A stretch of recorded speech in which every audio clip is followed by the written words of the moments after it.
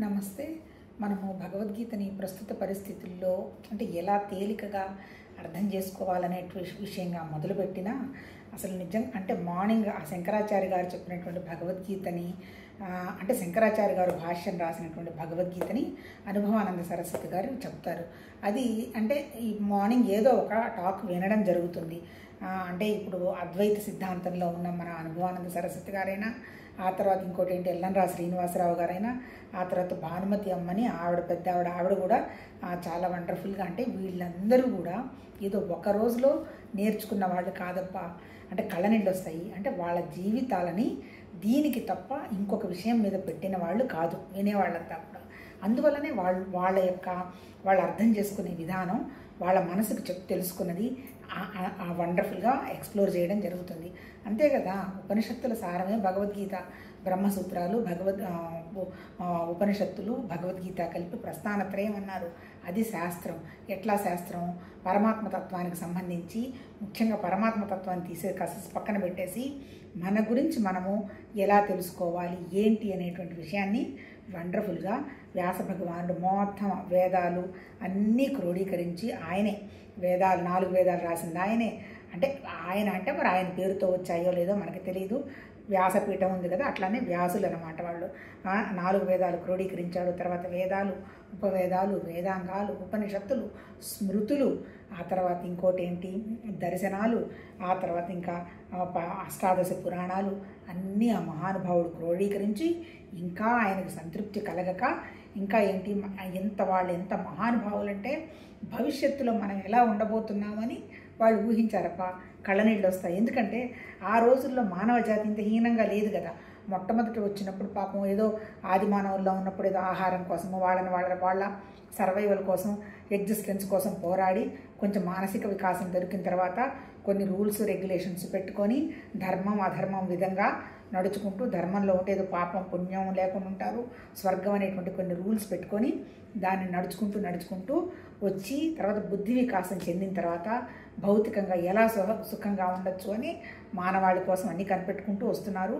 వాళ్ళని కూడా మనం చెప్పాలంటే ఋషులనే అనొచ్చు. కాకపోతే ఏంటంటే ఋషులు చేసింది తర్వాత ఋషులు ఏం చెప్పారు, అసలు మరణం ఏంటి, అనారోగ్యం లేకుండా ఎట్లా మళ్ళీ పుట్టుకుందా లేదా, ఈ మరణాన్ని ఎలా జయించవచ్చు అని ఆధ్యాత్మిక శాస్త్రాన్ని వాళ్ళు రూపొందించారు. శాస్త్రం అంటే భౌతిక శాస్త్రమైనా ఆధ్యాత్మిక శాస్త్రమైనా శాస్త్రం అంటే జ్ఞానం. ఇప్పుడు వీళ్ళు ఆ మేధా సంపత్తి అంటే అసలు వాళ్ళు అంటే ఎందుకు వచ్చింది వాళ్ళకి? అది స్వచ్ఛమైన వాళ్ళు, ఏ కోరికలు లేని వాళ్ళు, భగవతత్వంతో చాలా దగ్గరగా ఉన్నవాళ్ళు ఉండి వాళ్ళు చెప్పటం జరిగింది. 100% వాళ్ళు ఏం చెప్పారంటే నువ్వు ఎక్కడికో పోతే ఏదో వస్తుందని మన ఉపనిషత్తుల ఋషులు చెప్పలే.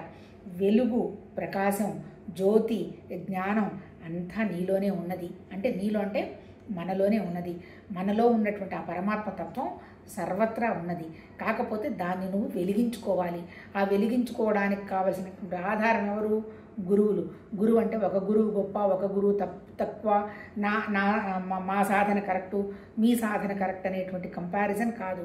గురువు అనేది దాని పాతకాలంలో ఏమంటారంటే శక్తిపాతం అంటారు. గురువు మనని జస్ట్ ప్రేరణ చేస్తాడు. ఆ ప్రేరణ పొందిన తర్వాత మనం వెలిగించుకున్న తర్వాత ఆ వెలుగుని ఇంకా ఎంత దూరం తీసుకెళ్ళాలంటే ఆ మహానుభావులు మనకు ఉదాహరణగా ఏం చూపించారు? ఆకాశం చూపించారు. అంటే ఆకాశం ఇప్పుడు మనం చూడండి భగవతత్వం సర్వత్రా ఉన్నది.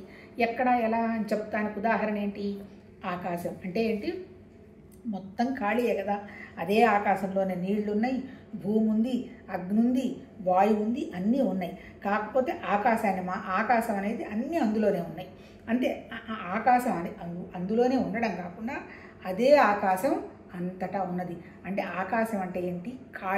ఖాళీ లేని ప్రదేశమే లేదు. అంటే ఏంటి? ఆకాశం ఉండడం అనే దానికి మన వాళ్ళు ఏం చెప్పారు? సత్ అని చెప్పారు. అంటే సత్ అంటే ఏంటి? ఉండడం. ఏం ఉండడం? మొత్తం ఖాళీ ఉన్నదబ్బా. ఆ ఖాళీ ఉన్నది అనేటువంటి విషయం ఎవరికి తెలిసింది? మనకే తెలిసింది. దాన్ని ఏమన్నారు? చిత్ అన్నారు. చిత్ అంటే చైతన్యం, జ్ఞానం, మన స్ఫురణ ఏమన్నా కానివ్వండి. అంతే కదా. ఖాళీ ఉందని ఎవరికి తెలుసు? నాకే తెలుసు. అదర్వైజ్ తెలిసే ఛాన్స్ లేదు కదా. అందుకని ఆకాశాన్ని బేస్ చేసుకొని సృష్టి అంతా నిజంగా వ్యక్తమైందిగా చెప్తారు. ఏమొచ్చింది ఆకాశం ఖాళీలో నుంచి? వాయువు వచ్చిందంటే వాయువు రావడంతో ప్రాణం, ఆ ఆకాశం శబ్దానికి ప్రాణం వచ్చి మొట్టమొదట పడింది అది వాయువు. తర్వాత ఏమొచ్చింది? దానికి ఒక రూపం వచ్చింది, అగ్ని. ఆ తర్వాత ఇంకేం వచ్చింది? నీళ్ళు వచ్చాయి.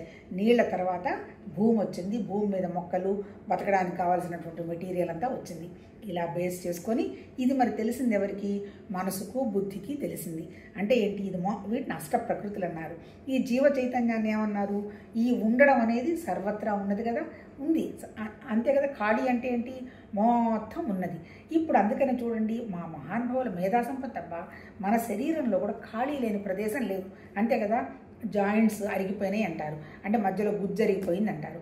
అంటే ఏంటి? ఖాళీ ఏర్పడింది మోకాళ్ళ నొప్పులు, కాళ్ళ నొప్పులు రావడానికి. ఆ తర్వాత పొట్టలో ఖాళీ ఉండబట్టే ఆహారం తీసుకుంటున్నాం. ఆ తర్వాత ఇంకొకటి ఏంటి? కళ్ళు అవన్నీ కూడా ఖాళీ ఉండబట్టే అటు ఇటు తిరగడానికి అవకాశం ఉంది. ముక్కు ఖాళీ ఉండబట్టే గాలి తీసుకుంటున్నాం. ఖాళీ ఉండబట్టే శబ్దం చెవుల్లోకి వెళ్తుంది. ఇవన్నీ కాక మన యూటిరస్ ఖాళీగా ఉండబట్టే ఆ చిత్ ఏంటి? చిత్ అంటే ఏంటి? ఆ జ్ఞానం.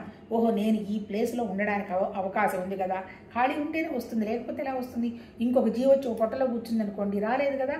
అంటే చిత్ ఆ ఖాళీని కనిపెట్టి అది వచ్చి కూర్చుంటుంది. అంటే దాన్నే ఏమన్నారు? ఫస్ట్ అంతా ఖాళీ అయిన దాన్నంతా సదాకాశం అన్నారు. ఆ తర్వాత సత్తు చిత్తు కలిసిన దాన్ని చిదాకాశం అన్నారు, అంతే కదా. సత్తు ఉండడం, దానికి ఏం సంబంధం లేదు, అది ఉండడం అంతే. ఆ శక్తి అయితే అట్లా ఉంది. మరి తెలిసింది ఎవరికి? చైతన్యానికి తెలిసింది, జ్ఞానానికి తెలిసింది, చిత్తుకి తెలిసింది. ఏమని తెలిసింది? అదొకటి ఉన్నది కదా అనే విషయం తెలిసింది.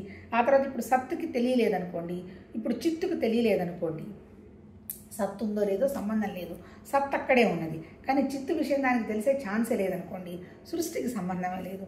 అందుకే ఏంటి? ఆ ప్రిన్సిపుల్ని పెట్టుకొని ఆ ఉండటం అనేటువంటి భగవతత్వ శక్తి జ్ఞానం, ఈ చిత్ అంటే ఏంటి? ఈ తెలియడం అనేటువంటి ఈ రూపం అనేటువంటి వ్యవహారంగా ఈ మాయాశక్తిని బేస్ చేసుకొని సృష్టి అంతా వ్యక్తమైందన్నారు. అందుకే దానికి ఏమని చెప్పారు? ఆ ఉండడం అనేటువంటి దాన్ని పురుషోత్తమ యోగం అన్నాడు. పురుషోత్తమ అంటే ఏంటి?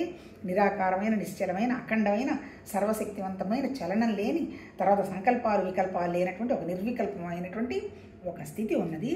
ఆ స్థితి ఈ చిత్తును పట్టుకొని, చిత్ అంటే ఏంటి? మన మాయాశక్తి. స్త్రీ అన్నారు, అంటే స్త్రీ అంటే ఆడవాళ్ళని కాదు. స్త్రీ అంటే ఏంటి? మళ్ళీ 3 గుణాలట. సత్వగుణం, తమోగుణం, రజోగుణం. ఈ 3 గుణాలు ప్రకృతి. దీన్ని బేస్ చేసుకునేగా సృష్టి వ్యక్తమైంది. ఆ అని పెట్టారనమాట. అంటే ఏంటి? ఆ సత్ చిత్తు కలిసి ఉన్నదే దాన్ని ఏమన్నారు? చిదాకాశం అన్నారు. ఆ తర్వాత ఒక్క మన మనసుకు సంబంధించి ఉన్నది చిత్తాకాశం అన్నారు. అలా కాకుండా మన హృదయానికి సంబంధించి గహరాకాశం అన్నారు. మన శరీరానికి సంబంధించి భూతాకాశం అన్నారు. మళ్ళీ ఈ ఆకాశాలన్నీ ఎక్కడ? మళ్ళీ ఒక ఏమంటారు దాన్ని? ఇప్పుడు మన లంగ్స్ గుండెలో ఉన్నాయి, లంగ్స్ ఉన్నాయి, హృదయం ఉన్నాయి, 2 కలిసే ఉన్నాయి, కానీ మధ్యలో గ్యాప్ ఉంది, అంతే కదా. అట్లాగే ఇంటెస్టైన్, పెద్ద పేగు చిన్న పేగు ఉంది, వాటికి గ్యాప్ ఉంది. అంటే ఏంటి? ఈ పంచభూతాలన్నీ కలిసే ఉన్నా ఒకదానికి గ్యాప్ ఉంది. అంటే మన వాళ్ళు, మన ఋషులబ్బా, అంటే ఏంటి? సృష్టిలో విశ్వంలో ఏదైతే ఉందో అదే శక్తి మనలోనే ఉందని ఆ మహానుభావులు చెప్పటం జరిగింది. మరి మనం కనుక్కోకుండా దీన్ని ఆపుతున్నది ఏంటి? దీనికి ఆపుతున్నది ఏంటంటే, మనం అసలు నిజంగా భగవతత్వం మనతోనే ఉందనేటువంటి విషయాన్ని మనం మర్చిపోయి 24 గంటలు భౌతికం తప్ప ఇంకొకటి ఏమీ లేదని, దానికి సంబంధించి ఆస్తులు, హంగామా, పేరు, ప్రతిష్టలు మన కంటి ఎదురుగా చూస్తూ పెద్ద మహానుభావులందరూ వెళ్ళిపోయినా ఏది కనపడుతున్న భౌతికమే సత్యం అనుకుంటూ ఇంత ఆస్తులు, ఇన్ని వేల కోట్లు, అన్ని వేల కోట్లని వాటి చుట్టూ పరిగెడుతూ ఉన్నాం. దీనివల్ల ఏమైపోతుంది? మన ప్రాణశక్తి అంతా తగ్గిపోతుంది. కొన్ని వేల సంవత్సరాలు బతికిన వాళ్ళు దాని తర్వాత మళ్ళీ తగ్గిపోయి, ఇంకా తగ్గిపోయి, ఇప్పుడు ఏమవుతుంది? ఊహ తెలిసినప్పటి నుంచే మళ్ళీ హెల్త్ ప్రాబ్లమ్స్, చెకింగ్లు, ఇలాంటి స్థితికి మనం వచ్చేస్తూ ఉన్నాం. దీనికి కారణం ఏంటి? భౌతికంగా మనం పెంచుకుంటున్నటువంటి కోరికలే. ఇప్పుడు మనం ఏం మాట్లాడుతున్నాం భగవద్గీతలో? ఇప్పుడు భగవద్గీత నిజం చెప్పాలంటే మనకేం చెప్పింది? ఎక్కడో దేవుడున్నాడు గోంగూర ఏం చెప్పలా. నువ్వేంటి? నువ్వు సత్తు, నువ్వు ఉన్నావు. ఈ ఉండడం అనేటువంటి విషయం నీకు తెలుస్తోంది. నువ్వు చిత్తు, నువ్వు ఈ జ్ఞానాన్ని నువ్వేం చేయాలి? ఈ ఉండడాన్ని, నీ జ్ఞానాన్ని కనుక నువ్వు బ్యాలెన్స్ చేసావంటే నీ ప్రాణశక్తి, అంటే లోపల ఉన్నది సత్ అంటే ప్రాణశక్తి, భగవతత్వమే కదా, అది నీకు వండర్ఫుల్గా పెరిగి ఏది మంచిది, ఏది చెడు అనేటువంటి విషయం తెలిసి నీ మనసు, నీ హృదయము నీళ్ళెంత స్వచ్ఛంగా పవిత్రంగా ఉంటాయో అంత పవిత్రంగా ఉంటాయి. ఏదైనా పని జరగాల్సి వచ్చినప్పుడు ఏదో సహస్రాల నుంచి ఏదో ఒక ఆలోచన వస్తుంది, దాని ఆలోచన కనుక పని వ్యక్తం అవుతుంది. అదర్వైజ్ రిమైనింగ్ టైంలో ఏ సంకల్పాలు లేకుండా నిర్వికల్పంగా, నిశ్చలంగా, నిరంజనంగా, అఖండంగా నువ్వు ఉండడం జరుగుతుంది. దానికి నిన్ను ఆపుతున్నటువంటి ఈ 3 గుణాలు, ఈ కోరికల్లో నుంచి ఎలా బయటపడాలనేటువంటి విషయాన్ని భగవద్గీత మనకి మాత్రమే చెప్పింది. మనకంటే ఎవరికి? మనము భగవతత్వమే, అది చెప్పిన ఆయన భగవతత్వమే అనేటువంటి విషయంగా పూర్ణమే మనం అనేటువంటి చెప్పిందంతే కదా. ఈ సత్ అనేటువంటి ఖాళీలో మన జ్ఞానం ఎప్పుడైతే వచ్చి పడిందో చైతన్యం ఒక రూపం ఏర్పడింది. అందుకని ఏమన్నారు? అది పూర్ణమే, ఇది పూర్ణమే, నువ్వు పూర్ణమే అన్నారు. పూర్ణస్య మాదాయ పూర్ణమేవ అనేటువంటి అంటున్నారు. అంటే మనం అపరిపూర్ణం కాదు అనే భగవద్గీత చెప్పింది. ఏమని? నువ్వు అప్పుడు ఉన్నావు, నేను ఉన్నానయ్యా, అది నీ శరీరానికి జన్మలు వస్తున్నాయి పోతున్నాయి, కానీ నీ జ్ఞానం అనేది అది మారదు, అది పర్మనెంటు. ఆ విషయాన్ని నువ్వు మర్చిపోయినావు. ఎందుకు మర్చిపోయినావు? నీ కోరికల వల్ల నీ జన్మ నాది జీవితం అనేటువంటి భావంతో కొట్టుకుంటున్నావు. నాకు తెలిసి నా జన్మ ధన్యం, నా జన్మ దివ్యం అనేటువంటి విషయంగా నువ్వు కూడా రావచ్చు ఆ స్థితికి అనేటువంటి విషయంగా మనకి భగవద్గీతలో మహానుభావులు కేవలం నరులకు మాత్రమే, ప్రపంచంలో ఉన్న ప్రతి జీవికి బోధించడం జరిగింది. ఇక్కడ ఏదో ఒక సాంప్రదాయం, ఒక ఆచారం అని ఏం చెప్పలా. ఎవరికైతే మనసు ఉంటుందో వాళ్ళందరికీ భగవద్గీత ఉపయోగపడుతుంది. వాళ్ళని వాళ్ళు మేనేజ్ చేసుకోవడానికి, వాళ్ళ లైఫ్ను వాళ్ళు ఎక్స్ప్లోర్ చేయడానికి వండర్ఫుల్ ఉపయోగపడుతుంది. దానికి ఏం చెప్పాడు? నీ దగ్గర శరీరం ఉంది, ప్రాణశక్తి ఉంది, మనస్సు ఉంది, జ్ఞానం ఉంది, ఇవన్నీ నీ దగ్గర ఉన్నాయి. కాకపోతే ఏం చేస్తున్నావు? నీ మనసు నా శరీరమే సత్యం అనుకుంటూ కొట్టుకుంటున్నావు. కాబట్టి ముందు నీ బుద్ధిని విశాలం చేసుకో. నీ దగ్గర ఉన్నటువంటి అంతఃకరణ శుద్ధి కావాలి అంటే నీ శరీరాన్ని స్వార్థం కోసం వాడవాకో, నిష్కామ కర్మగా చెయ్యి, బుద్ధి విశాలం అవుతుంది. అలాగే ఉన్నదంతా ఒకటే, అదే భగవతత్వం ఉన్నది నీకు తెలిసింది, అది వేరు ఇది వేరు కాదు అనేటువంటి విషయంగా మనసు పెట్టి నువ్వు ఎక్కడ చూసినా భగవతత్వాన్ని చూసేటువంటి సింగిల్ పాయింటెడ్నెస్ రా. ఆ తర్వాత నేను ఇబ్బంది పెడుతున్నది ఏంటి? నీ మనసుకి ఎప్పుడు సంకల్పం వికల్పం ఎందుకు? ఇది నువ్వు కోరికల కోసమో ఏది కోసమో వచ్చి పడింది కదా, అందుకని భౌతికంగా తిరుగుతోంది. అందుకని ఇంద్రియాలను కట్టడి చేసి మనసును ఒకే విషయానికి తీసుకురా. ఎప్పుడైతే తీసుకొస్తావో నీ మనసు, నీ ప్రాణశక్తి అన్నీ వండర్ఫుల్గా తయారైతాయి. అప్పుడు నువ్వు సత్యం కనుక్కోవడానికి నువ్వు చూసుకుంటూ ఉండు. ఏంటి సత్యం? పంచభూతాలతో 13వ చాప్టర్ నుంచి 18 వరకు చెప్పాడు. సత్యం ఏంటి? పంచభూతాలతో తయారైంది ఈ శరీరం. ఇప్పుడు మాట్లాడుకున్నాం కదా, అంతా ఈ దాంట్లో ఏంటి? పంచభూతాలు, మనసు, బుద్ధి, అహంకారం, దాంతోపాటు జీవ చైతన్యం అంతా ప్రకృతే. ప్రకృతి కానిది ఒకటే ఒకటి ఉన్నది భగవతత్వం. మిగిలిన 99 ప్రకృతే. ప్రకృతి అంటే రావడం, ఉండడం, వెళ్ళడం, తథ్యం. దీన్ని ఎవరు మార్చలేరు. ఆ తర్వాత ఈ వెళ్లకుండా ఈ విషయాన్ని గ్రహించేటువంటి జ్ఞానశక్తి ఎవరి దగ్గర ఉంది? మనమే. మనం వెలిగించుకోకపోతే ఏ మహానుభావుడు వచ్చి చెయ్యి పెట్టినా ఏమీ మిరకిల్స్ జరగవు అని భగవద్గీత చెప్పటం జరిగింది. అంటే ఏంటి? మన దగ్గర ఉన్నటువంటి ఆ వెలిగే శక్తిని వెలిగించుకునేంత వరకు మాత్రమే, ప్రేరణనివ్వడం మాత్రమే ఆ మహానుభావులు, ఋషులు, గురువులు, ప్రస్తుతం ఉన్నటువంటి గురువులు కానీ చేస్తారు. కానీ దానికి అనుగుణంగా మనం ఎట్లా ఇది భౌతికానికి ఎంత విలువ ఇవ్వాలో అంత ఇచ్చి సత్యాన్ని ఎలా కనుక్కోవాలనేటువంటి విషయం కనుక మనం చేసుకుంటూ పోతే తప్ప ఏమీ మిరకిల్స్ జరగవు అని భగవద్గీత చెప్తూ, తర్వాత నిన్ను ఆపుతున్నది ఏంటి? నీ గుణాలు, నీ కోరికలు అని ఇంకో చాప్టర్ చెప్పి, అప్పుడు ఎప్పుడైతే వీటిని నువ్వు కంట్రోల్ పెట్టి బ్యాలెన్స్ చేస్తావో అని నీకు పరమాత్మ తత్వాన్ని నువ్వు గ్రహించడం మొదలు పెడతామని. ఇప్పుడు మనం ఏంటి? ఇంకా మహానుభావులు మనకి ఇంకా అర్థం అవడానికి మన దగ్గర మన మనసుకు ఉన్నటువంటి గుణాలని ఇప్పుడు ఈ 16వ చాప్టర్లో దైవాసుర సంపత్తి విభాగ యోగం అనేటువంటి టాపిక్లో చెప్తూ మనం చాలా వరకు ఇది మాట్లాడేసుకున్నాము. దైవ లక్షణాలు ఏంటి, అసుర లక్షణాలు ఏంటి? వీళ్ళ దైవ లక్షణాలు అంటే స్పిరిచువాలిటీ అబ్బా. స్పిరిచువాలిటీ అంటే ఏంటి?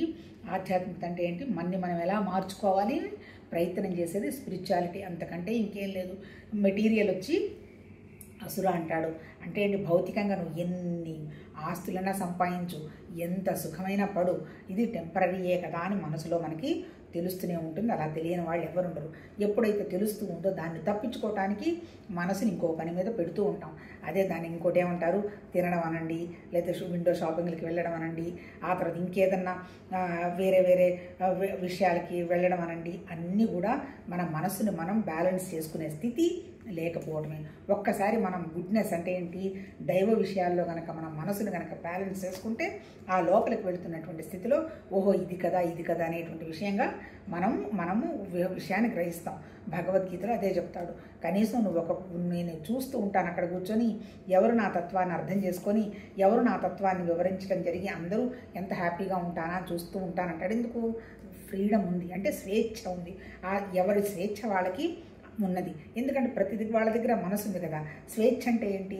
అంటే ఫ్రీడమ్ ఫ్రమ్ స్వేచ్ఛ, ఫ్రీడమ్ ఫర్ స్వేచ్ఛ కాదు. నాకు స్వేచ్ఛ కావాలి, నాకు అది కావాలి ఇది కావాలి అంటే ఒక దాంట్లో నుంచి వదిలిపెట్టి మళ్ళీ ఇంకో దానికి వెళ్ళిపోతాం. ఇంకక్కడ స్వేచ్ఛ ఎక్కడ ఉంటుంది అంటే నేను అనే పదంలో నుంచి నాకు స్వేచ్ఛ కావాలంటే నేను అది చేశాను, ఇది చేశాను, నాకు అలా అది అర్థమైంది, ఇది అర్థమైంది, నేను చెప్పాను, నేను విన్నాను, ఈ సుత్తంతా వెళ్ళిపోవాలబ్బా. వెళ్ళిపోయినప్పుడు ఏంటి, నేను అంటే మళ్ళీ ఎవరు లోపల ఉన్నటువంటి నా జ్ఞానం కాదు, నేను తగిలించుకున్నటువంటి నా శరీరం అనేది జస్ట్ టెంపరీ. దీనికి సంబంధించిన విషయాల్లో నేను దేనికి దుఃఖపడక్కర్లా, దేనికి గర్వపడక్కర్లేదు అనేటువంటి విషయం తెలియడమే దైవత్వంగా ఉన్నటువంటి దైవ లక్షణాలు మనం కనుక్కోవడం. నేను చాలా మాట్లాడుకున్నాం, భయం లేకుండడం, తర్వాత ఇంకోటి ఏంటి అంతఃకరణ శుద్ధి, తర్వాత క్షమ, దయ, తర్వాత ఓర్పు, తర్వాత ఇంకోటి ఏంటి 24 గంటలు కూడా మనసును పరమాత్మతత్వం మీద నిలబెట్టగలిగేటువంటి స్థితి. ఇవన్నీ కూడా దైవ లక్షణాలు అయిపోయాయి. నేను ఇప్పుడు మనం ఏం మాట్లాడుకున్నాం, అసుర లక్షణాలు మాట్లాడుకుంటున్నాం. నిన్న కొన్ని ఏదో చూసినట్టున్నాం, ఏంటి దంభము, దర్పము, అభిమానము, క్రోధము, తర్వాత కఠినత్వము, అజ్ఞానం మొదలైనవన్నీ కూడా అసుర లక్షణాలు అన్నారు. ఇవన్నీ కూడా నిజం చెప్పాలంటే భగవద్గీత వచ్చి అనుభవంగా ఉన్నటువంటి టెక్స్ట్ అంతే కదా. ప్రిన్సిపల్స్ చెప్పింది, సిద్ధాంతం చెప్పిందంతా ఉపనిషత్తుల్లో చెప్పారు. ఆ 1128 మంది గురువులు. ఆ తర్వాత దాన్ని మళ్ళీ ఇంకా డైల్యూట్ చేసి దాన్ని బాగా మనం అర్థం చేసుకోవటానికి సూత్రాలు చెప్పారు, బ్రహ్మసూత్రాలు. ఆ తర్వాత ఈ ఒకటి శ్రవణం, 2 మననం, ఇది నిధిధ్యాస. నిధిధ్యాస అంటే ఆ ధ్యాసలో మనం ప్రాక్టీస్ చేయటం. అది ప్రాక్టీస్ చేసినప్పుడు మనకి సాక్షాత్కారం కలుగుతుంది. అనుభవం అంటే ఏంటి, మనం తప్ప ఇంకోటి ఏమీ లేదు. ఈ మనం అనేది ఈ నాదిని తగిలించుకున్నది. నాదికి ఎంత విలువ ఇవ్వాలో, నాదికి సంబంధించిన మనుషులకి, వస్తువులకి అంత విలువిస్తూ అల్టిమేట్ ఏంది, నువ్వు ఆ భగవతత్వం అనేటువంటి స్థితిలో నువ్వు చిత్తువి, నువ్వు జ్ఞానానివి. కాకపోతే నువ్వు తగిలించుకున్నటువంటి జ్ఞాపకాలన్నీ నాదివి. ఈ జ్ఞాపకాలన్నీ టెంపరీ అనేటువంటి విషయాన్ని గ్రహించి ఆ జ్ఞాపకాలు తీసేసుకోగలిగినటువంటి స్థితి, శక్తి, భగవతత్వ శక్తి అంతా మనకే ఉన్నది. దాన్ని మనం ఉపయోగించుకుంటూ మన ప్రాణశక్తిని మనం రిజర్వ్ చేసుకుంటూ ఇంకా పెంచుకుంటూ మనం ఆ స్థితికి వెళ్ళడం మొదలు పెడుతూనే వండర్ఫుల్ హ్యాపీనెస్ వస్తుంది. మరి కొద్దో గొప్ప మనం ఈ అసుర లక్షణాలు దాటామంటే ఇంకా లైఫ్ ఈజ్ బ్యూటిఫుల్. అది చెప్పటం జరిగింది. ఏంటి ఆ అసుర లక్షణాలు, ఏంది గొప్పలు పోవడం, దంభం అనమాట. ఆ తర్వాత ఇంకోటి ఏంటి మొండితనం, ఏంటి ఇదే కరెక్టు అనేటువంటి మొండిగా ఉంటారు. దర్పం, నాది తప్ప ఇంకోటి కాదు, నాదే కరెక్టు అనేటువంటి ఎవరైతే ఏమంటారు ఫ్లెక్సిబిలిటీ లేదో, మన లైఫ్ ఫ్లెక్సిబుల్. ఎందుకంటే ప్రతి క్షణం మారుకుంటూ వస్తుంది ప్రకృతి. ఇప్పుడు ఇటువంటి పరిస్థితుల్లో మనం కూడా మారకపోతే, ఎప్పుడో నేను చిన్నప్పుడు 10 ఇడ్లీ తిన్నానంటే ఇప్పుడు నేను 60 ఏళ్ళకి 10 ఇడ్లీ తినగలనా? తినలేము. తినచ్చు. తిన్న తర్వాత దానికి వచ్చే కాన్సిక్వెన్సెస్ ఏంటి మనమే భరించాలి. మనం చూస్తున్నాం. ఇప్పుడు డయాబెటీస్ అని తెలిసిన తర్వాత కూడా తినడం కంట్రోల్ లేకపోతే ఎంత ఇబ్బందులు పడుతున్నారో మనకు తెలుస్తుంది. బీపీ అని ఉప్పు కంట్రోల్ చేయకపోతే ఎంత ఇబ్బందులు పడుతున్నారో మనం కంటితో చూస్తున్నాం. ఆ పరమాత్మ తత్వం వల్లనే మనం కనుక్కోవటానికే మనకు ఆ సిచ్యుయేషన్స్ పెట్టినా మళ్ళీ మన తెలివితేటలు ఉపయోగించి మళ్ళీ వాటిని మాత్రలు వేసుకుంటూ వాటిని చూసుకుంటున్నాం తప్ప ఇది మానసికంగా తినాల్సిన ఆహారాన్ని కంట్రోల్ చేయాల్సినటువంటి వ్యవహారం వచ్చిందనేటువంటి వ్యవహారం లేదు. అంటే ఎవరికి ఇది అసుర లక్షణాలు ఉన్నవాడికి. దైవ లక్షణాలు ఉన్నవాళ్ళు గ్రహిస్తారు. అంటే ఏంటి, నేను చెప్తూ ఉంటాను కదా 3 కథలు. రాబోయేటప్పుడే సమస్య కనిపెట్టి వెళ్ళిపోతారు. తెలివైన వాళ్ళు ఆ సమస్య ఎప్పుడు తప్పించుకుంటారు. ఈ 3వ వాళ్ళు తమో గుణం ఉన్నవాళ్ళు ఉంటారు కదా, వాళ్ళు తప్పించుకోలేరు, తెలివితేటలు చచ్చిపోతారనమాట. అంటే ఏంటి, సత్వతమో రజోగుణాలు 3 మన దగ్గర ఉంటాయి. సత్వగుణాన్ని పెంచుకోవడం అంటే మన మనస్సు యొక్క ఆలోచన శక్తి మనం పెంచుకుంటూ పోవడం. మనకే సమస్య రావక్కర్లా, ఎవరికి సమస్య వచ్చిందా అని చూసి ఎందువల్ల వచ్చిందని మనం గ్రహించామంటే ఆ సమస్యలోకి మనం అడుగు పెట్టాం. అంతే కదా. ఒకవేళ తెలియకుండా కూడా సమస్య వచ్చింది, కొద్దో గొప్ప తెలివితేటంటే బాబోయ్ ఇది రాబోతుందని ముందే గ్రహించి అందులో నుంచి కొంచెం బయటపడతాం. మరి అది లేదు ఇది లేదన్నవాడు ఆ సమస్యల్లోనే కొట్టుకుంటూ నాదే కరెక్ట్ అని మొండిగా దర్పంగా ఉంటారు. ఎవరైనా చెప్పినా వినరు, ఎక్కించుకోరు. ఎందుకంటే వాళ్ళంతటి వాళ్ళకి కలగాలి తప్ప ఎవరైనా చెప్పినా కూడా వాళ్ళకి అర్థం కాదనమాట. అది మొండితనం. తర్వాత అభిమానం, అంటే నాదే కరెక్ట్ అనేటువంటి స్ట్రాంగ్ అభిమానం. క్రోధం, ఎప్పుడైతే వాళ్ళు అనుకున్నది నెరవేరలేదో చచ్చే కోపం వస్తుంది, క్రోధం. ఇవన్నీ కూడా నెగిటివ్ క్వాలిటీస్. కోరిక, కోపము, క్రోధము ఇవన్నీ క్వాలిటీస్ అనమాట. ఆ తర్వాత ఏంటి, దీనికి కారణం ఏంటి, అజ్ఞానానికి కారణం ఏంటి, ఇన్కంప్లీట్నెస్. అంటే వాళ్ళ అల్టిమేట్ ఏంటి, కోరిక. సమస్యల్లో దేనికి నేను అనుకున్నది జరగాలి అనేదిగా మొండితనం. అంటే నేను అనుకున్నది జరగకపోతేనే కదా నాకు కోపం క్రోధం వచ్చేది. ఇవన్నీ కూడా అసుర లక్షణాలు అంటాడు. ఆ తర్వాత 5వ దాంట్లో ఏం చెప్తున్నాడు అర్జున, దైవీ సంపద ముక్తిదాయకం. అంటే ముక్తి అంటే ఏంటి, మోక్షం. ముక్తి అంటే మన మీద మనకు వచ్చినటువంటి ఫ్రీడమ్. అంతే కదా. ఇప్పుడు నాకు ఏదైనా తినాలని ఉంది, నా చుట్టుపక్కల అన్నీ ఉన్నాయి సపోజ్ అనుకుందాము, ఏది అవసరమో అది కనుక తీసుకుంటే మనకేంటి, మనకి విషయం అర్థమైంది, మనకు కొంత ఫ్రీడమ్ అనమాట. మనం తినగలం, తిన్నా అది నాకు అవసరం లేదు అని. అంటే ఏంటి, ఆ డిజైర్ తగ్గిపోయింది అనమాట. అంటే ఏంటి, మోక్షం ముక్తి అంటే అర్థం ఏంటి, ఒక బాధ ఏదన్నా రాబోతోంది, లేకపోతే బాధ వచ్చింది, ఇది సహజమే కదా, దీనికి మనం బాధపడాల్సినటువంటి అవసరం ఏది అనేటువంటి ఆలోచన మనకు వచ్చిందనుకో, అది ఫ్రీడమ్ అనమాట. ఆ తర్వాత ఇంకోటి అనవసరమైన ఆలోచనలు వస్తున్నాయి, దుఃఖం వస్తుంది, అది మనకేం సంబంధం లేదు అని కనుక బయటపడ్డామంటే ముక్తి. మోక్షం ముక్తి అంటే ఎక్కడెక్కడో ఉన్న స్వర్గం నరకాలు కాదు, మన స్టేట్ ఆఫ్ మైండ్, మన మనసును మనం జయించగలిగినటువంటి శక్తి రావడమే మనకి ఫ్రీడము. ఆ శక్తి ఎప్పుడైతే మనకు అవగాహన అయిందో అది ముక్తి. అంటే ఏంటి, ఏ దుఃఖం, ఏ సుఖం, ఏ టెన్షన్ లేని ఒక మానసిక స్థితే ఫ్రీడమ్ అనమాట. అంటే ఏంటి, ఇప్పుడు ఏం చెప్తున్నాడు అర్జున, దైవీ సంపద ముక్తిదాయకం. అంతే కదా. మనం ఫ్రీడమ్ ఉందనుకో, అప్పుడు దాన్ని ఏమంటారు, ఇప్పుడు పిల్లలు అంటున్నారు కదా, క్లారిటీ అని. మనకి ఏం జరగబోతుందో తెలుస్తుంది, దానివల్ల నేనేం చేస్తే నాకేం వస్తుందో తెలుస్తుంది, ఈ ఆలోచన నేను చెయ్యొచ్చా చేయకూడదు అని గ్రహణకు వస్తుంది. అంటే ఏంటి, 3 స్థితులు మనం చేయబోయే ముందర, చేస్తున్నప్పుడు, చేసిన తర్వాత 3 స్థితులు ఒకే రకంగా ఉన్నాయి అనుకోండి, ఆ కండిషన్ సక్రమంగా ఉందనుకోండి, అది ముక్తిదాయకం, అది దైవీ లక్షణం. కానీ అట్లా ఉండదు. మనం చేయబోయే ముందు ఏదో లాభం వస్తుందని తెగటని పెడతాం, చేసేటప్పుడు ఏదో వస్తుందని చేస్తాం, చేసిన తర్వాత రాదు, టెన్షన్ వస్తుంది. అంటే 3 స్థితుల్లో కూడా బ్యాలెన్స్ లేదు. అంటే చేయబోయే ఆలోచనలో బ్యాలెన్స్ లేదు, చేసే పనిలో బ్యాలెన్స్ లేదు, వచ్చిన ఫలితంలో కూడా బ్యాలెన్స్ లేదు. ఇప్పుడు ఎవరికైతే దైవీ సంపద ఉంటుందో వాళ్ళు ఏం చేస్తారు, నా కోసం నేనేం చేయడం లేదు, కేవలం భగవతత్వం ఆలోచన వచ్చింది, ఇది జరగాల్సిన పని ఉంది, జరిగిపోతుంది. జరిగేటప్పుడు భగవతత్వ భావంలో లాగా మన శక్తి వృధా కాదు, మన ద్వారా అయిపోతుంది. వచ్చిన తర్వాత ఫలితం గురించి నాకేం సంబంధం లేదు, అది భగవతత్వమే అనుకున్నప్పుడు ఏంటి, లాభం వచ్చింది నా వల్ల వచ్చిందంటాం, నష్టం వచ్చింది నీ వల్ల నుంచి వచ్చిందంటాం, అది అసుర లక్షణం. అందులో నుంచి మనం బయటపడతాం. ఎప్పుడైతే మనం అందులోంచి బయటపడతామో మనసు ప్రశాంతంగా ఎలా ఉంటుందో, ఎవరి అనుభవం వాళ్ళదేనబ్బా, ఇది ఒకళ్ళకొకళ్ళకి పోల్చేది కాదు, అంతే.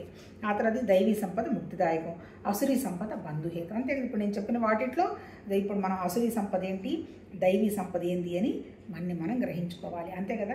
ఒక పనిలో నాకు ఏ ఎక్స్ప్రెషను, ఏ ఇంప్రెషను లేకుండా ఉన్నామో అది భగవతత్వంగా జరిగింది. లేదు దానివల్ల గడబిడైంది, లేదు లాభం వచ్చింది, హోహా అన్నాము, అది అసుర లక్షణం. రెండిటికి కాన్సిక్వెన్సెస్ మన దగ్గరే ఉంటాయి. కాకపోతే దైవీ సంపదలో ఎలాంటి ముద్రలు పడవు, పని చేస్తున్నా ఒకటే, చేయకపోయినా ఒకటే, చేసిన తర్వాత అయినా ఒకటే అనేటువంటి భావం ఉంటుంది. దానికి ఇప్పుడు అర్జునుడికి ఏం చెప్తున్నాడు, అర్జున నువ్వు దైవీ సంపదలో పుట్టినవాడవు కనుక శోకించకు అంటాడు. అర్జునుడికి ఈయన కాంప్లిమెంట్ ఇస్తున్నాడు. మొట్టమొదటి ఏమన్నాడు, పార్థ మట్టి బుర్ర ఇట్లా రకరకాలుగా అన్ని పలిచి ఇక్కడే ఉంటున్నాడు. ఇప్పుడు ఈ జ్ఞానస్థితి వరకు ఆల్మోస్ట్ వాళ్ళంతా బోధించేశాడు. అర్జునుడికి అర్థమైంది. మధ్యలో క్వశ్చన్స్ వేశాడు, ఇంకా నాకు చెప్పు, ఇంకా అసలు సృష్టి ఎట్లా వచ్చినవి ఇవన్నీ అన్నీ అడిగాడు. తర్వాత ఇప్పుడు ఇంకా ఆయనకు అర్థమైన తర్వాత ఇంకా ఆయనకి చెప్పాలనే ఉద్దేశంతో చెప్తున్నాడు తప్ప ఇంకా అర్జునుడు అడగల. అంటే ఏంటి, అర్జునుడు ఒక జ్ఞానస్థితికి వచ్చేసాడు. అందుకనే ఉంటున్నాడు, నీకు ఆల్రెడీ దైవీ సంపద ఉందయ్యా, అందుకని నువ్వు ఇబ్బంది పడాల్సిన అవసరం లేదు, నేను ఊరికనే చెప్తున్నాను విను అని మళ్ళీ మొదలు పెడతాడు. అర్జున, ఈ లోకమున ఉన్న మానవులు 2 విధాలుగా ఉంటారు. అంతే కదా. మనుషులందరూ ఉంటే ఇటు సత్వం, లేదు అంటే ఇటు మంచి ఆలోచనలు మంచి పద్ధతుల్లో ఉన్నవాళ్ళు, 2 వచ్చి డీవియేషన్స్ ఉన్నాడు. డీవియేషన్ అంటే ఏం లేదు, భౌతికంగా వాల్యూ ఇవ్వడమే. దైవీ లక్షణాలు కలవారు కొందరు, అసురు లక్షణాలు కలవారు మరికొందరు. దైవ లక్షణాలు విస్తృతంగా తెలుపబడినవి. ఇప్పుడు అసురు లక్షణాలు గలవారిని గురించి వివరంగా తెలుపదనివిను. ఇప్పుడు ఏం చెప్పాడు అర్జున, ఈ ప్రపంచంలో 2 రకాల మనుషులు ఉన్నారు, దైవ సంపద ఎక్కువ ఉన్నవాళ్ళు, అసుర సంపద ఎక్కువ ఉన్నవాళ్ళు అని చెప్పారు. ఆల్రెడీ పైన కొన్ని చెప్పాడు, అంటే ఇంకా సంతృప్తి పడలే, ఇంకా చెప్తున్నాను విను అంటాడు. ఏం చెప్తున్నాడు, అసుర స్వభావం కలవారు ప్రవృత్తి నివృత్తులను ఎరుగరు అంటాడు. ప్రవృత్తి నివృత్తి అంటే ఏంటి, వాళ్ళు చెయ్యాల్సినటువంటి ప్రవృత్తి అంటే ఏంటి, నా ప్రవృత్తి ఏంటి, నేను ఒక కూతుర్ని, తర్వాత నేను భార్యని, తర్వాత తల్లిని, తర్వాత కోడల్ని, ఆ తర్వాత ఇంకా అత్తగారిని, తర్వాత నాయనమ్మని, ఇన్ని క్వాలిటీస్ నా దగ్గర ఉన్నాయి, ఇవన్నీ నా ప్రవృత్తి. ఇప్పుడు ఏంటి, ఈ ప్రవృత్తి అంటే ఏంటి, కొన్ని కర్తవ్యాలు ఉన్నాయి. కర్తవ్యాలు అంటే ఏంటి, కంప్లీట్గా ఏదో నేను మోసం చేసి ఆస్తులన్నీ సంపాదించి వాళ్ళకి ఇవ్వాల్సిన అవసరం ఏం లేదు, అవేమి నా కర్తవ్యాలు కాదు. కానీ మినిమం కర్తవ్యాలు కొన్ని ఉన్నాయి కదా మానవ జన్మలో పెద్దవాళ్ళుగా, అది కర్తవ్యం అన్నమాట. అంటే కర్తవ్యకరము. తర్వాత కొన్ని నివృత్తులు ఉన్నాయి. నివృత్తులు అంటే కొన్ని చెయ్యకూడని పనులు ఉన్నాయి, అంతే కదా. ఒక అమ్మాయి ఒక అబ్బాయి ఒక అమ్మాయి ఉంది, ఒక కోడలు ఉంది, ఇద్దరు అమ్మాయిలే కదా. మళ్ళీ ప్రవృత్తి ఏంటి? నాకు చేయాల్సిన ధర్మం నిర్వర్తించడం. నివృత్తి ఏంటి? నాకు సంబంధించిన వాళ్ళకి ఎక్కువ విలువించుకొని అవతల వాళ్ళకి విలువ ఇవ్వకుండా ఉండడం. అది నా మనసుకు తెలుసు. అంటే ఇప్పుడు ఇక్కడ చెప్పింది ఏంటి? అసుర స్వభావం ఉన్న వాళ్ళకి భేదభావం ఎక్కువ ఉంటుందబ్బా, అంతకంటే ఏం లేదు. మనిషికి ఎక్కువ భేదం చూస్తున్నాడు అంటే అర్థమైందంటే అసుర లక్షణం ఉంటుంది. ఎందుకంటే మన ఇంద్రియాలు డిఫరెంట్గానే చూస్తాయి, వింటాయి, అన్నీ చేస్తాయి. కానీ మనసుకు వచ్చేసేటప్పటికి మాట్లాడబోయే ముందర ఇది మంచిది కాదు, ఇది మంచిది అనేటువంటి అవగాహన ఉండాలి. నోరు తెరిచి పోయేటప్పుడు ఇది మంచిదా కాదా అనేటువంటి విచక్షణ ఉండాలి. దైవ లక్షణాలు ఉన్నప్పుడు ఏంటంటే ఆ విచక్షణ, ఆ బ్యాలెన్స్ ఉంటుంది. ఇప్పుడు ఇక్కడ ఏం చెప్తున్నాడు? అసురు లక్షణాలు ఉన్నవాడికి కర్తవ్య కర్మ మీద ఉండదు, తప్పించుకుంటాడు. ఇది నేను చేయాల్సిన పని కాదు కదా, వాళ్ళే మమ్మల్ని ఇలా ఇబ్బంది పెట్టారు, నేను ఎందుకు చేయాలి, నేను కోడలుగా ఉన్నప్పుడు నన్ను నానా రకాలుగా హింసలు పెట్టారు కదా, ఇప్పుడు నేనెందుకు చేయాలి అని సత్యము ధర్మం తెలిసినా దాంట్లో నుంచి తప్పించడానికి రకరకాల వెతుకుతారు. అంటే ఏంటి? ప్రవృత్తి ఎప్పుడు తప్పించుకుందామని చూస్తారు. నివృత్తి అంటే చేయకూడని పనులు, అంటే అవి ఇప్పుడు మనకు అవసరం లేని పనులు కొన్ని ఉంటాయి. అంటే ఇప్పుడు చిన్నగా చెప్పాలంటే ఇంట్లో ఏదో ఆచారం పెద్దవాళ్ళు ఏదో కొన్ని చెప్పారనుకో, అవి చేస్తే చెయ్యాలిగా, అంటే అందుకనే దాని సాంప్రదాయం అన్నారు కదా, అవి మనకు అవసరం లేదు అన్న పద్ధతుల్లో ప్రవర్తిస్తూ ఉంటారన్నమాట. అంటే ఏంటి? అసుర లక్షణాలు ఏంటంటే కర్తవ్యాన్ని హోల్డ్ చెయ్యరు, చెయ్యకూడని పనులు చేసుకుంటూ పోతారు. తర్వాత అందువల్ల దానివల్ల ఏమవుతుంది? వాళ్ళకి అంతర్గతంగా ప్రశాంతంగా ఉండరు, అంతే కదా. మనసుకు తెలుసుగా. ఇప్పుడు మన ఇంట్లో పెద్ద ఆవిడ ఉంటుంది, ఆమె ఏం తింటుందో మనకు తెలుసు, తెచ్చుకుంటాము. ఆమెకు పెట్టకుండా మనమే కూర్చొని తిన్నాము అనుకోండి సపోజ్. లోపల నాకు తెలుసుగా నేను తప్పు చేస్తున్నాను, అప్పుడు నాకు అంతర్గతంగా శుద్ధి ఎలా ఉంటుంది? నేను ధ్యానంలో కూర్చుంటే నా మనసు ఎలా ప్రశాంతంగా ఉంటుంది? ఒకటి. బాహ్యాంతర శుద్ధి అంటే ఏంటి? పొద్దున్నే లేవడము, ఏదో స్నానం చేయడము, మన ఆచారం ప్రకారం ఏదో దీపారాధన గోపారాధన, మనం చేయాల్సిన వంట, ఇంట్లో వాళ్ళకి పెట్టాల్సిన బాధ్యతలు చూసుకోవాల్సినవన్నీ కూడా బాహ్యాంతర శుద్ధి. అంతర్శుద్ధి బాహ్యాంతర శుద్ధి అసురు లక్షణాల్లో ఉండవు అంటాడు. అంటే తంగిరు ఉంటారు, ఆర్గనైజ్డ్గా ఉండరు. అంటే రాబోయే ఊహించరు కదా, తెలియదు కదా, కాన్సిక్వెన్సెస్ తెలియదు కదా.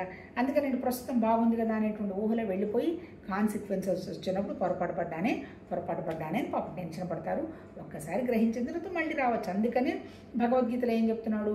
కనీసం నువ్వు మొదలుపెట్టయ్యా, మళ్ళీ నెక్స్ట్ కూడా మంచి ఏరియాలో మొదలు పెడతావు, అసలు మొదలే పెట్టలేదనుకో ఏ జన్మకి వెళ్తావో నీకు తెలియదు అంటాడు. అంటే అది అవునో కాదో మనకు తెలియదు, కాకపోతే మనకి పరమాత్మ తత్వం మీద నమ్మకాన్ని క్రియేట్ చేయడానికి.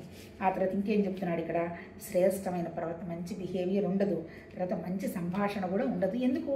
వాడు బిహేవియర్ ఎప్పుడు బాగుంటుంది? మన మనసు ఆర్గనైజ్డ్గా ఉన్నప్పుడు, ఇది రైటా రాంగా అన్నప్పుడు మన ప్రవర్తన కూడా సక్రమంగా ఉంటుంది. ఎప్పుడైతే మన ఆలోచనలు సక్రమంగా ఉంటుందో మన నోట్లో నుంచి వచ్చేటువంటి భాష సక్రమంగా ఉంటుంది, సత్యంగా మాట్లాడతాం. ఎప్పుడైతే నీకు మనసు సక్రమంగా ఉండదో, అసురు లక్షణాలు ఉంటాయో, మంచిగా మాట్లాడలేరు, మంచిగా ప్రవర్తించలేరు, మంచి పనులు చెయ్యరు. ఆ తర్వాత ఇంకేంటి? మంచిగా కూడా ఉండరు అని చెప్తున్నాడు. అంటే అర్థమైంది ఇప్పుడు ఇక్కడ మనకి చెప్పిన దాంట్లో. మనం ఈ అసురు లక్షణాలు లేకుండా చేసుకోవాలి అంటే మనకి ఇచ్చినటువంటి కర్తవ్య కర్మని మనం మర్చిపోకూడదు. ఎందుకంటే జస్ట్ టెంపరీ అనబ్బా. నాకు ఒకప్పుడు చాలా ఆశ్చర్యంగా ఉండదు. ఎవరన్నా బంధువులు వస్తారు, ఎన్నాళ్ళు? 2 రోజులు 3 రోజులు, లేదా 2 నెలలు 3 నెలలు, తర్వాత వెళ్ళిపోతారు కదా. అంటే అంత పేషెన్స్ కూడా ఉండదు, ఆ 2 రోజులు భరించే శక్తి కూడా ఉండదనమాట. పేషెన్స్ లేకపోతే నువ్వు ధ్యానంలో ఎలా కూర్చుంటావు? ఆధ్యాత్మిక సాధన ఎట్లా చేయగలుగుతావు? ఎప్పుడైతే నీకు అది లేదో ఆలోచన సరిగా ఉండదు. ఆలోచన ఎప్పుడైతే సరిగో ఇది నేను చేయాల్సిన పని, ఇది చేయకూడదు అనేటువంటి డిఫరెన్సియేషన్ ఉండదు. ఎప్పుడైతే మనసు సక్రమంగా ఉండదో మంచి భావాలు నోట్లో నుంచి రావు. ఎప్పుడైతే భావాలు రావో ఏమవుతుంది? నీ చుట్టుపక్కలంతా నీకు ఘర్షణలే వచ్చేస్తాయి. మంచి ఆహారం ఎప్పుడైతే తినాలనే విషయం నీకు తెలీదో నీ శరీరానికన్నీ ఇబ్బందులు ఉంటాయి. అంటే అర్థమైంది ఇప్పుడు భగవద్గీతలో మనకు చెప్పింది. మనం ఎలా బ్యాలెన్స్ చేసుకుంటే మనం వండర్ఫుల్గా ఉంటామని చెప్పటం జరిగిందబ్బా. ఇది 7 అన్నమాట. అందువల్ల ఏంటి 8 రేపు కంటిన్యూ చేద్దాం. అంటే అల్టిమేట్ ఏం లేదు, మంచి మాట, మంచి పాట, మంచి చేత ఉండాలి అంటే మన మనసులో ఉన్నటువంటి జ్ఞానం పర్ఫెక్ట్గా ఉండాలి. ఎక్కడి నుంచి వచ్చింది? సత్తు చిత్ అన్నాడు కదా. ఆ ఉండడం అనేటువంటి విషయం మన శరీరం ఉంది, ఉన్నదని నాకు తెలుస్తుంది, నా జ్ఞానం. కాకపోతే నేను ఎందుకు అసురు లక్షణాలు పెట్టుకున్నాను? నా చైతన్యంలో ఉన్నటువంటి జ్ఞాపకాలు సక్రమంగా లేవు. ఆ జ్ఞాపకాలని కోరికలు అన్నారు, సంస్కారాలు అన్నారు, వాసనలు అన్నారు. వాటిని మనము ఒక 5 నిమిషాలు ఒక ఆలోచన వచ్చింది, మనం ఒక పని చేయబోతున్నాం, ఒక 2 నిమిషాలు కుదురుగా కూర్చొని ఇది అవసరమా కాదా, నాకేం అర్థం కావట్లేదని కళ్ళు మూసుకొని భగవతత్వం మీద మనసు మనసు పెట్టి కనుక చూసి ఉంటే 5 నిమిషాల్లో నీకు ఆన్సర్ వస్తుందబ్బా. మనసుకు కనుక కుదురుంటే. ఇంకా రావాలంటే నువ్వు వీడియోలు పెట్టి చూస్తే నీకు సంబంధించిన మ్యాటరే అక్కడ చెప్తూ ఉంటారు. ఇంకా లేదంటే ఇంకా కళ్ళు మూసుకొని పుస్తకం ఓపెన్ చేసామంటే నీకు అక్కడ సొల్యూషన్ వచ్చేస్తుంది. విత్ ఇన్ సెకండ్స్ మన ప్రాబ్లంలో నుంచి మనం బయటపడచ్చు. ఇది ఎక్స్పీరియన్స్. అంటే ఏంటి, ఎంత పిల్లలు కదా వాళ్ళు ఏదేదో చేయాలని ఉంటుంది ఎవరికైనా, ఏ తల్లిదండ్రులకైనా. అది రాలేదు అనుకో, సపోజు రాకపోతే there are number of options ఉన్నాయి. కానీ ఆ అనుభవం రావాలి అని కోరిక పెట్టుకున్నప్పుడు మేము కూడా అందరం ఆ జర్నీలో నుంచి వచ్చిన వాళ్ళమే. వెంటనే ఒక బుక్ ఓపెన్ చేస్తే అప్పుడు ఓహో దీనికి అంత నువ్వు ఘర్షణ పడక్కర్లేదు, ఇది ఓకే అని వస్తుంది. లేదు ఏదైనా ఒక చిన్న విషయం ఘర్షణ పడుతున్నాం, ఎవరో మనకు కొంచెం నమ్మకస్తులు, ఆ నమ్మకస్తులు భర్త భార్య అయితే లైఫ్ ఈజ్ వండర్ఫుల్. అలా కాదు, ఎవరోని నమ్మాలి కదా. ఆ నమ్మడం పాజిటివ్గా ఉన్న వాళ్ళని కనుక నమ్మి అడిగితే వాళ్ళు పాజిటివ్ సలహాలు ఇస్తే అప్పుడు కూడా మనం ఆ నెగటివ్ రాక్షస గుణంలోకి వెళ్లకుండా బయటపడతాం. అంతవరకు భగవంతుడు మాకు చాలా అవకాశం ఇచ్చి ఒక వండర్ఫుల్ పరమాత్మ తత్వం లాంటి వ్యక్తిని, వాతావరణాన్ని క్రియేట్ చేయడం జరిగింది. అఫ్కోర్స్ అది భగవంతుడి కృప. అది అందరం ఆ స్థితికి వెళ్ళొచ్చు.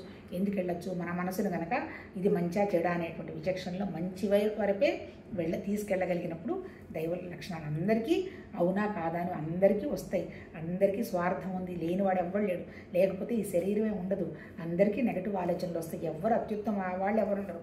కాకపోతే ఆ పరమాత్మ తత్వం మన దగ్గరే ఉంది కాబట్టి మనం ఆల్రెడీ మనం వెలిగించుకుందాము అనేటువంటి ఆలోచన వచ్చింది కాబట్టి, వెలిగించుకోవటం అంటే మనం మారతాము అనేటువంటి ఆలోచన వచ్చింది కాబట్టి ఆ మారే శక్తిని పెంపొందించుకోవాలి అంటే కొంచెం మనకి త్యాగ గుణం, కాస్త ఆలోచించటము, ఇవన్నీ కూడా చేయడం జరగాలబ్బా. చేస్తే మన భగవతత్వం మనం ఏమీ చేయక్కర్లా, అది మనం ఒక ఫ్లోలో లాగా తీసుకెళ్ళిపోతూ ఉంటుంది. ఏమన్నా సమస్యలు అంటే మనకి ఎప్పుడు మనం తెలియక చేయలేక ఏం సంస్కారాలు ఉన్నాయో, ఏం జ్ఞాపకాలు ఉన్నాయో వస్తూ ఉంటాయి. కానీ అలా తీసేసినట్టుగా వెళ్ళిపోతూ ఉంటుంది. ఎలా తీసేసిపోతున్నట్టు వెళ్ళిపోతుంది అంటే అర్థం ఏంటి, మనసుకి ఘర్షణ ఉండదు. మనసుకి ఘర్షణ ఉంటే మన సంకల్పాలు, మన జ్ఞాపకాలు గోలగోలుగా ఉన్నాయని. దానికన్నా మన బుద్ధి ఉపయోగించా ఏమైంది, క్యా ఫర్క్ పడతాయి, ఈ భూమి మీద ఉన్నోడికి ప్రతోడికి జబ్బులు వస్తాయి, అనారోగ్యం వస్తాయి, ఆస్తులు పోతాయి, పిల్లలు సరిగా చూస్తారు. ఇవన్నీ సహజం. ఈ సహజానికి మనం ఘర్షణ పడాల్సిన అవసరం లేదు. నీ లోపల నీ స్థితి ఏంది అని కనుక ఆ స్థితి మీద నువ్వు ఉన్నావంటే భౌతికంగా ఉన్న ఏ విషయం కూడా మన ఇబ్బంది పెట్టడు. ఇంకొక విషయం ఏంటో తెలుసా, పిల్లల విషయం అంటే వచ్చింది కాబట్టి, రాముడు పుట్టింది దశరథుడికి. కానీ రాముడు వల్ల దశరథుడు చచ్చిపోయినాడు. నిజం చెప్పాలంటే అంతే కదా, అడవులకు వెళ్ళిపోయినాడు కదా, అంటే రామ అనే పోయినాడు. అట్లాగే కృష్ణుడు పుట్టిన తల్లిదండ్రులు జైల్లో ఉన్నారు. ఎవరు, వసుదేవుడును పాపం ఆ పేరేదో ఉంది, దేవకి అనుకుంటా, పెట్టారు. వాళ్ళు కూడా కృష్ణ అని ఇబ్బంది పెట్టారు. అంటే ఏంటి, రాముడు కృష్ణుడు దేవతలు.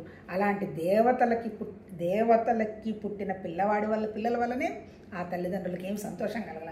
మనం ఎలాంటి వాళ్ళం, పావురాళ్ళం, పక్షులు లాంటి వాళ్ళం, లేదా చీమలు లాంటి వాళ్ళం. మరి మనం ఏదో అత్యున్నతంగా ఎందుకు ఊహించాలి? మనం చేసామా అట్లా? మనం పుట్టినప్పుడు మన తల్లిదండ్రుల్ని, మన ఇల్లాస్ని ఫ్లాష్ బ్యాక్ వెళ్తే మనం అలా ప్రవర్తించున్నామా? అందుకని అవన్నీ కూడా మనకి ఇప్పుడు వీళ్ళు కూడా ఇలా ఉంటున్నారు కాబట్టి ఇది సహజం అనేటువంటి భావం పెట్టుకొని మనలో ఉన్నటువంటి దైవత్వ లక్షణాన్ని మనం పెంచుకుంటూ ఎలా పోవాలనేటువంటి విషయంగానే భగవద్గీత చెప్పింది. చూస్తున్నారు, రేపు మిగిలినవన్నీ కంటిన్యూ చేద్దాం.